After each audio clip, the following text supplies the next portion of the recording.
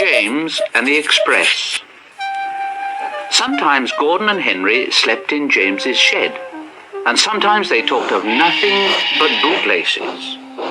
James tried to talk about engines who got shut up in tunnels and stuck on hills, but they wouldn't listen and went on talking and laughing. Gordon would say, "You talk too much, little James. Now, a fine, strong engine like me is something to talk about. I'm the only engine who can pull the Express. When I'm not there, they need 2 engines. Think of that. I've pulled Expresses for years and years and never once lost my way. I seem to know the right line by instinct." Now, every wise engine knows, of course, that it's the signalman who works the points to make engines run on the right lines. But Gordon was so proud that he'd forgotten. One morning he said, "Wake up, James. It's nearly time for the Express. What are you doing? Odd jobs? Oh, well, we all have to begin somewhere, don't we? Now run along and get my coaches, and don't be late now."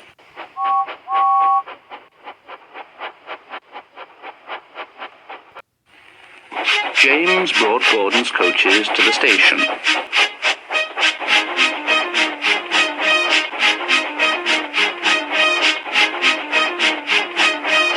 And Gordon backed onto the train. He was showing off like anything. "Make way there. Make way." The Fat Controller was on the train with other important people.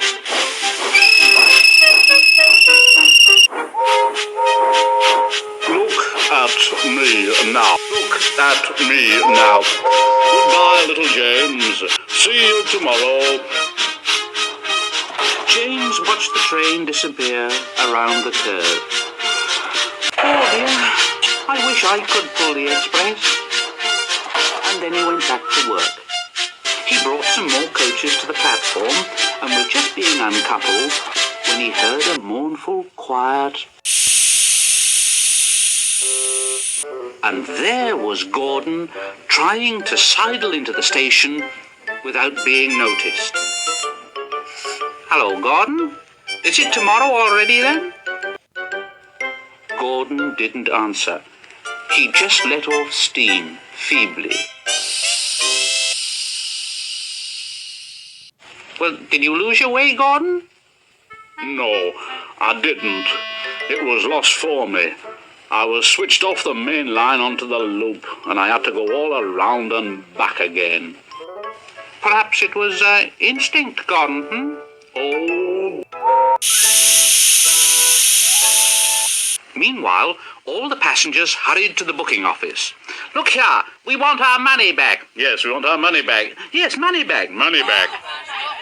Everyone was making such a noise that the Fat Controller climbed onto a trolley and blew the guard's whistle.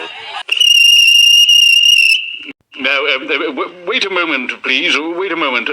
Now, I promise you a new train if you'll all just keep quiet. Now, Gordon here can't do it, but perhaps James will pull it for us. James? "Oh, yes, sir.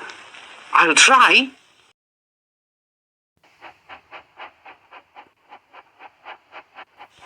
So James was coupled on and everyone got in again.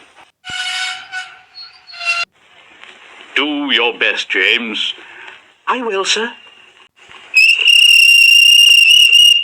And off went James.